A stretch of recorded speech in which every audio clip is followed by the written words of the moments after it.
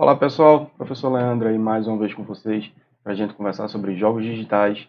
Nessa aula de hoje a gente vai falar sobre um tema bem importante para o seu desenvolvimento de jogo. A gente vai falar sobre ideias, como manipular ideias, como ter ideias. Na verdade a gente vai seguir um conjunto de dicas para você melhorar a sua ideação do problema, para você tentar resolver algum determinado problema e transformar a solução disso em um jogo. Não é fácil, obviamente, você ter ideias e chegar numa resposta simples de dizer como você deve ter ideias boas. A gente vai fazer isso exercitando, obviamente. Mas nessa aula de hoje eu vou justamente tentar melhorar a capacidade de vocês de ter ideias e de conseguir aplicar essas ideias no contexto de jogos digitais.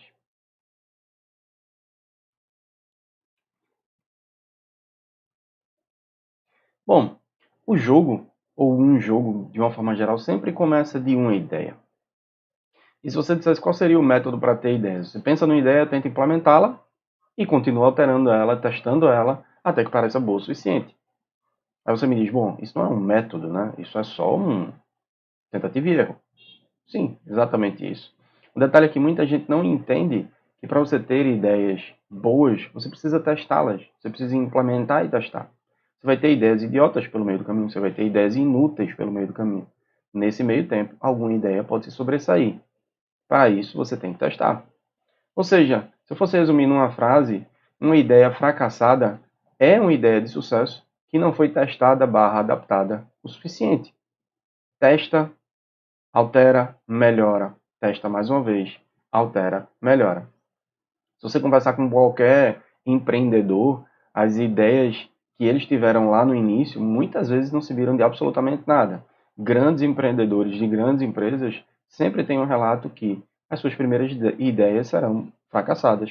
E você vai tentar, retentar, adaptar a sua ideia de tal forma que ela faça sucesso em algum momento. De onde pode vir a inspiração para suas ideias? Bom, primeiro de tudo, uma dica bem importante que eu posso trazer é não olhe só para o seu próprio jogo.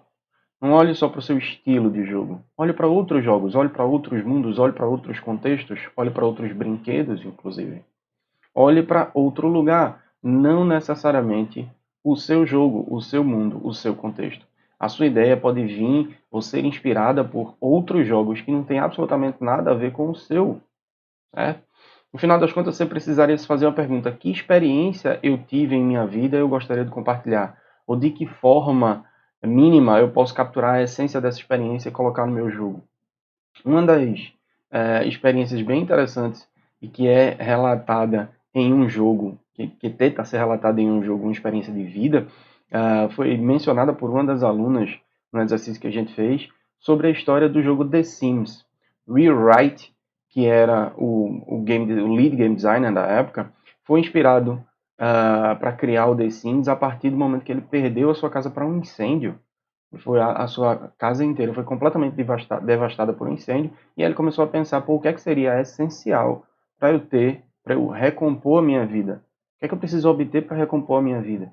E muitas das ideias do The Sims surgiu a partir daí, no momento que ele começou a perceber que algumas das coisas que ele tinha não fazia nenhuma diferença ele comprar novamente, ele obter novamente, e muitas das coisas que fazia sentido na vida dele tinha a ver com comportamento, com família, com a atenção que ele recebia das pessoas, com alguns bens materiais, e esses bens materiais conseguiam ser tranquilamente gerenciáveis no momento que ele perdeu tudo e ele começou a comprar coisas específicas para recompor a sua vida. Então, alguma experiência da sua vida pode ser a inspiração para uma ideia, mesmo que seja uma experiência muito negativa, como foi o caso do Will Wright com um incêndio na casa dele. As experiências elas são criadas num contexto amplo, certo? Imagine que eu chego para você e mostro essas duas imagens. Aqui eu tenho um conjunto de dados e aqui eu tenho pessoas fazendo uma luta medieval com uma vestimenta específica para proteção e fazendo uma luta com espadas. Como é que eu vou fazer a experiência de jogar um conjunto de dados e no final obter do usuário a experiência de uma luta medieval com espadas? Já pararam para pensar que muitos RPGs fazem exatamente isso?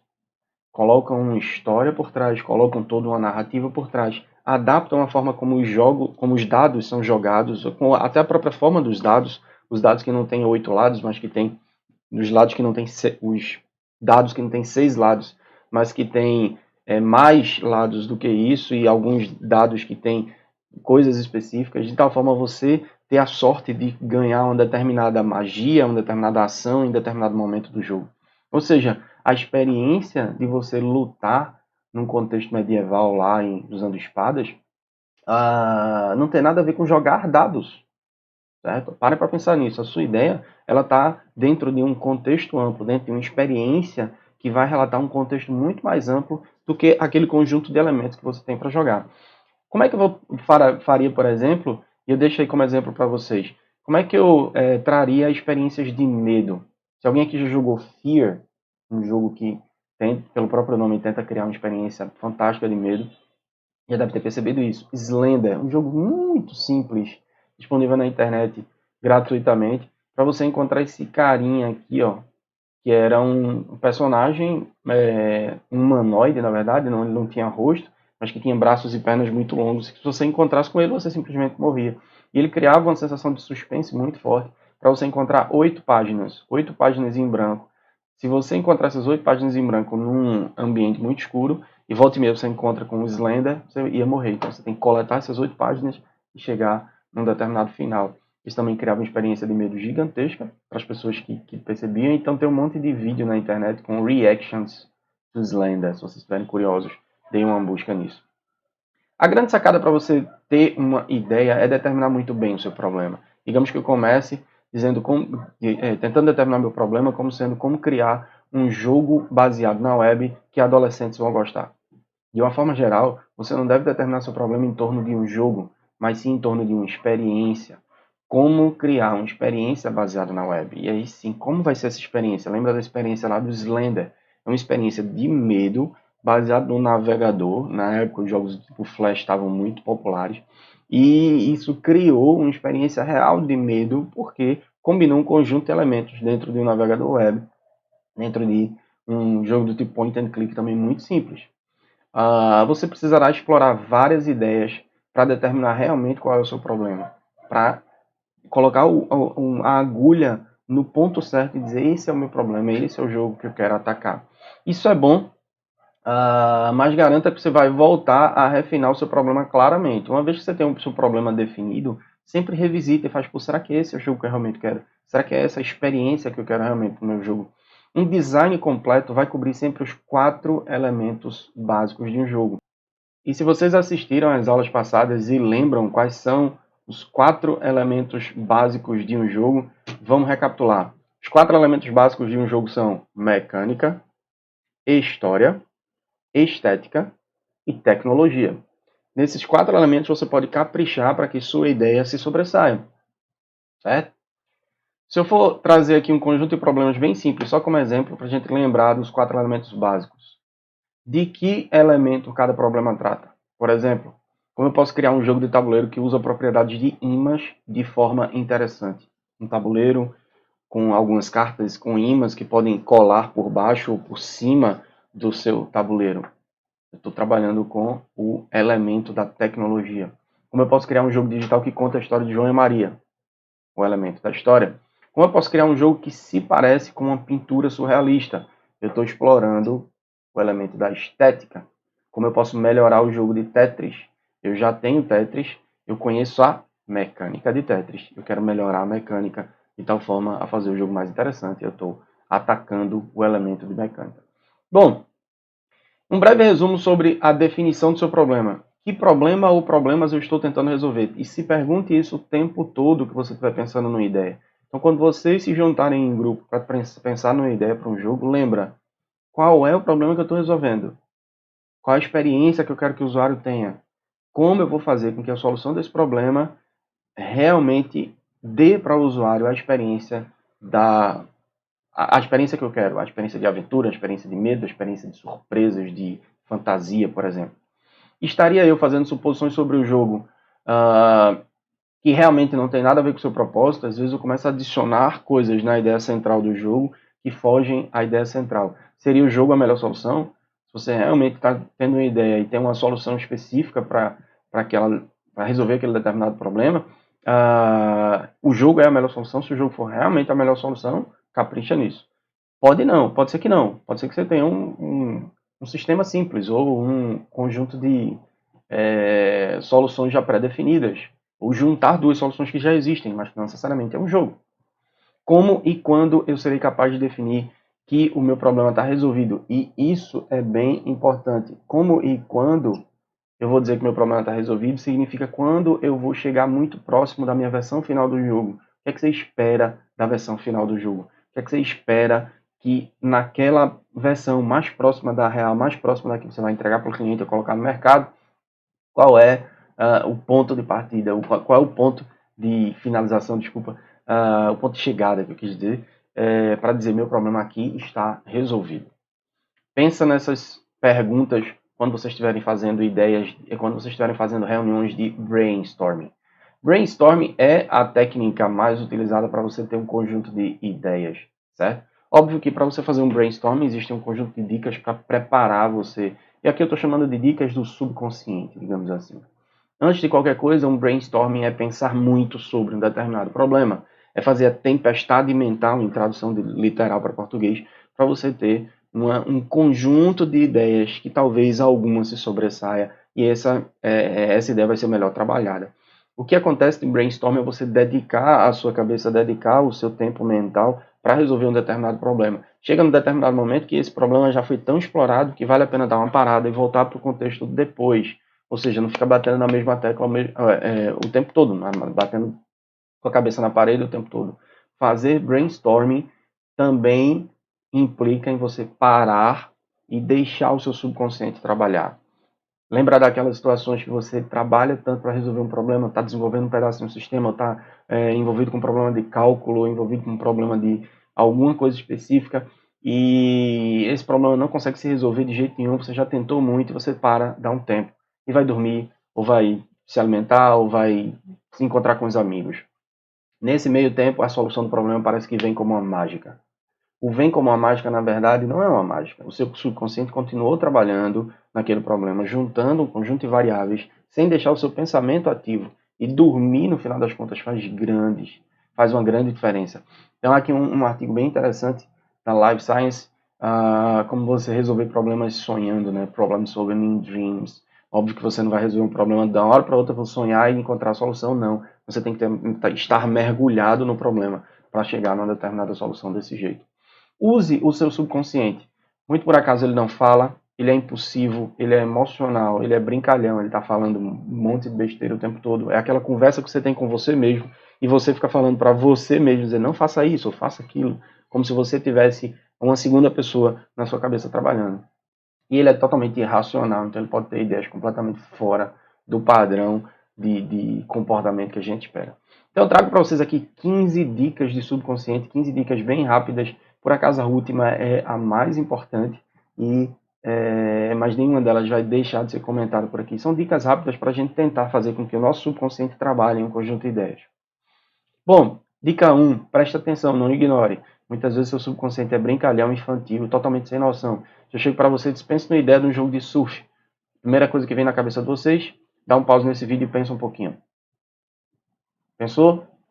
Bom, deve vir praia. Talvez a praia no final da tarde, que o sol está mais ameno, a água já está mais morna. Uma prancha de surf já surrada, que foi utilizada muito por um surfista bem experiente, digamos assim. Mas a prancha de surf é amarela e se parece com uma banana. A banana é comida por macacos. Por que não fazer um jogo de surf onde macacos vão surfar em cima de bananas? Então, o seu subconsciente traz esse tipo de brincadeira maluca que no final das contas pode fazer sentido. Um jogo onde macacos surfam em cima de bananas e as ondas do mar, na verdade, pode ser algum outro elemento que você está brincando. Um vendaval, areia, alguma coisa do tipo. Certo? Outra dica do subconsciente, registre suas ideias. Utilizem algum tipo de ferramenta para mapa mental. Isso vai ajudar bastante a você lembrar das ideias que você já teve, das conexões das ideias que você já teve com a ideia que você está melhorando e adaptando agora. Sempre registre suas ideias, certo? Por acaso, a atividade que eu vou pedir para vocês é justamente esse registro de ideias. Se possível, grave suas reuniões de brainstorming. Dica número 3. Gerencie os seus apetites. O subconsciente ele vai nos seus apetites mais instintivos, como fome, sede ou sono. Então, vai ter uma reunião de ideação, de brainstorming. Esteja bem com você mesmo. Vá ao banheiro, durma, se alimente e depois vá fazer a sua tempestade mental. Durma o suficiente, essa é a dica número 4. Não durma muito, não durma pouco. Dormir bem é diferente de dormir muito. Dormir bastante, mas acordei cansado ainda, porque você dormiu além do limite. Você passou do limite, então durma somente o suficiente. Outra dica, não força a barra. Tenta, e chega num determinado momento que você pode parar e vai pensar em outro problema, em outro contexto. Libera o teu subconsciente para pensar sozinho, certo? De repente, o que você queria vem à mente. Já aconteceu isso com vocês? Muito provavelmente, porque esse é teu subconsciente trabalhando naquele problema que você já trabalhou tanto, ele junta todas as variáveis e começa a pensar em uma possível solução. Dica número 6, use brinquedos. Brinquedos são grandes fontes de inspiração para você ter ideias. Brinquedos que já estão prontos. Brinquedos que são parte de um jogo, são pedaços de um jogo que você pode juntar, adicionar regras e criar um jogo. Dica número 7, mude de perspectiva. Isso é bem interessante, porque muitas vezes você está batendo na mesma tecla com um determinado jogo, e eu estou pensando em um jogo que utiliza macacos como personagem principal. Aquele macaco ele é um animal ágil, rápido, leve, ele se pendura em árvores, ele bem risonho e engraçado. Mas por que não pensar num animal mais pesado para fazer exatamente a mesma coisa? Por que não pensar num elefante? Por que não colocar orelhas gigantes no elefante e fazer com que esse elefante voe? Na história de Dumbo, certo? Muda de perspectiva do completo oposto, que você pode ver sua ideia dar certo.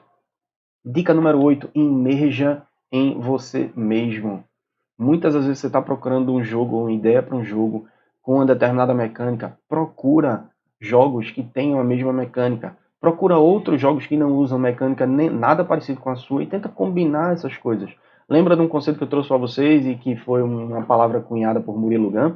Combinatividade. Junta inputs de vários outros jogos e tenta chegar numa ideia que pode ser uma ideia muito inovadora, simplesmente com a combinação de coisas, certo? Esse é um exemplo bem interessante de pessoinhas, crianças, que conseguem imergir neles mesmos de forma muito rápida. Por quê? Porque eles estão recebendo os inputs o tempo todo, eles estão sendo esponjas de informação. Tá aqui um videozinho bem rápido sobre crianças e tecnologia antiga e como eles interagem com isso. Por exemplo, como uma criança interagiria usando uma caneta e uma fita cassete nesse formato. Muitos de vocês devem saber que a caneta consegue é, rebobinar a fita. Mas será que a criança pensaria exatamente nisso? Uma criança que nunca teve contato com essa tecnologia? Algumas dicas do subconsciente bem rápidas. Faça piadas, o subconsciente ele é super brincalhão. Não economize, muitas vezes você fica economizando recursos muito simples, o papel caneta, por exemplo, e isso poderia ser a sua ideia de US$ 1 milhão. Escreva na parede ou num quadro branco, se for o caso. O espaço auxilia a memória, então lembra de utilizar, fazer uso da tua memória fotográfica para lembrar de coisas. Na maioria das vezes, fazer listas é melhor do que fazer listas enumeradas, é muito melhor do que fazer listas, por exemplo, que não tem numeração. Escreva tudo. Normalmente, as suas ideias são melhoradas porque você lembra das ideias que você já teve. A única forma de ter boas ideias é ter várias ideias. Essa é uma frase bem interessante desse cara chamado Linus Pauling, porque se você tem muitas ideias, alguma delas vai ser interessante, alguma delas vai ser boa. Mas como é que você vai saber que você teve várias ideias se você não escreve, se você não registra as ideias? Então, registra para você lembrar das ideias que você teve e que as próximas sejam melhores. Veja a diferença. Uma lista não numerada em uma lista numerada de coisas. Então, numera essa lista, numera os itens que você está pensando. Isso pode ajudar bastante para você facilitar a sua memória fotográfica. E por fim, não menos importante, na verdade eu falei lá no início, a dica número 15 é a mais importante: misture e compare categorias. E aqui eu trago exemplos dos 4 elementos de game design, com ideias de tecnologia, com ideias de mecânica, com ideias de história, com ideias de estética. Imagine que você está trabalhando na tecnologia do tipo PC, com teclado e mouse. Você está usando uma mecânica de uma ficção interativa, que você tem como história um tema principal, como um tema de músico, e você é um roqueiro. E como ideia de estética, você vai usar violência como tema principal do seu jogo. Violência e o estilo mangá aí. Será que dá para fazer alguma coisa desse tipo? Por que não? Então, misturar essas ideias e começar a matutar, começar a elocubrar coisas dentro desse conjunto de variáveis que você pré-definiu, pode ajudar a sair uma ideia muito interessante, certo? Com ideias de estética, e eu trouxe alguns exemplos aqui de ideias de estética, tem um chamado Velho Oeste Cell Shaded, né, que está nesse item aqui de cima. Cell Shaded, na verdade, não é nada mais do que esse visual aqui, bem cartunista, e um jogo de violência que usa mangá, usa o estilo mangá, na verdade, chamado pintura em caneta nanquim, esse carinha aqui chamado de Mad World. Os dois jogos tiveram relativo bom sucesso, eu deixo um link aí nos próximos slides para vocês. Mad World é extremamente violento, lançado exclusivamente para Nintendo Wii, com uma jogabilidade exclusiva também para manipulação de ferramentas de combate usando os joysticks, e ele é extremamente violento, que ele foca totalmente no sangue, ou seja, o visual do jogo é exatamente esse aqui, com estética de caneta nanquim, né, que é um estilo que não permite tons de cinza, ou seja, qualquer risco que você dá no papel é um risco ou totalmente preto ou a ausência do risco. Se você quer forjar alguma coisa parecida com tons de cinza, você teria que pintar tocando a caneta, mas sem dar um risco. Deu risco, acabou. E o estilo cel shaded também é bem interessante, utilizado em vários jogos para dar a sensação muito mais cartunista. Então, será que a gente não consegue combinar essas coisas? Tem várias ideias de tecnologia, o que é que eu vou usar de tecnologia, o que é que eu vou usar de mecânica, o que é que eu vou usar de história, o que é que eu vou usar de estética. Junta tudo isso e sai fazendo combinações. Essas combinações podem fazer com que você tenha uma ideia muito interessante.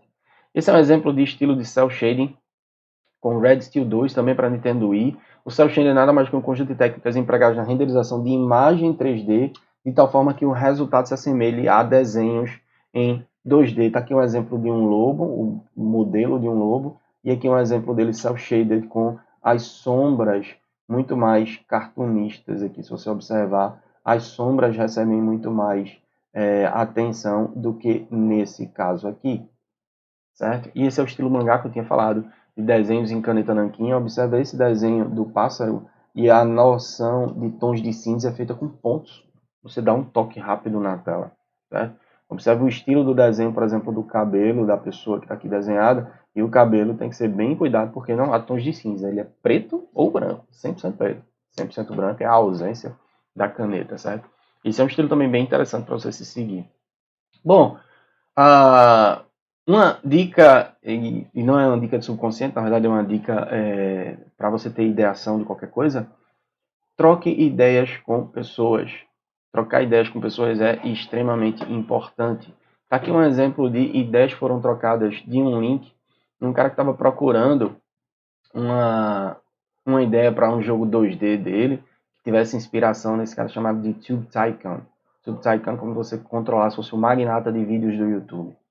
E deixo aqui para vocês o link para vocês terem uma ideia de qual foi a resposta dessa pessoa. Também trago aí nesses slides, mas eu vou deixar como referência para vocês. Bem interessante. Ele teve uma ideia inicial, conversou com outras pessoas e essa ideia foi melhorada. A ideia foi melhorada com exemplos. Esse é o exemplo do Tube Tycoon, só para vocês se inspirarem. Mas a resposta que ele obteve das pessoas foi: tenta criar um jogo chamado de Clandestine Dynasty. Então tinha um exemplo de nome para o jogo, um overview do conceito do jogo, qual é a história por trás, qual é o plot por trás, qual era a ambientação, poderia ser uma cidade do tipo Veneza ou Roma, qual era o estilo artístico, ele dava uma inspiração de estilo artístico com water painted, que é pintura em tinta a óleo, em tradução literal, e ele traz uma referência de um jogo que faz isso, The Banner Saga. Ele traz exemplos de como funcionaria a mecânica do jogo principal, como você faria para ser um negociador de coisas, um traficante, digamos assim. Então tem um monte de coisa que ele traz como exemplo, e eu deixo a referência para vocês, se vocês quiserem olhar nesse vídeo, é só dar um pause para ler com mais calma, mas essa troca de ideias foi extremamente importante para o cara amadurecer a ideia do jogo dele e chegar, provavelmente, numa implementação legal. Lá no final ele traz um Standout Features, que é basicamente o que é que seriam algo que chamaria atenção no jogo. E mecânica extra. O que é que você poderia ter de um tipo minigames dentro do seu jogo para ter uma mecânica extra dentro da sua mecânica principal? Ou seja, a pergunta que eu quero que vocês respondam é: qual é a sua ideia de jogo? O que eu quero que vocês saiam dessa aula é: juntem-se em grupo, conversem com as pessoas. Vocês vão ter aproximadamente uma semana para chegar numa mínima ideia do jogo e, óbvio, essa ideia vai mudar, essa ideia vai melhorar, essa ideia vai ser adaptada. Beleza? Qual é a sua ideia do seu jogo? A gente fica por aqui. Se você me assistiu até agora, deixa seu like. E eu finalizo com uma frase bem interessante de um dos maiores inventores do mundo, chamado de Thomas Edison. Não há regras quando você está tentando atingir alguma coisa, você está tentando realizar alguma coisa. Então, procura abrir completamente a cabeça. Se você quer realizar, se quer pensar numa ideia,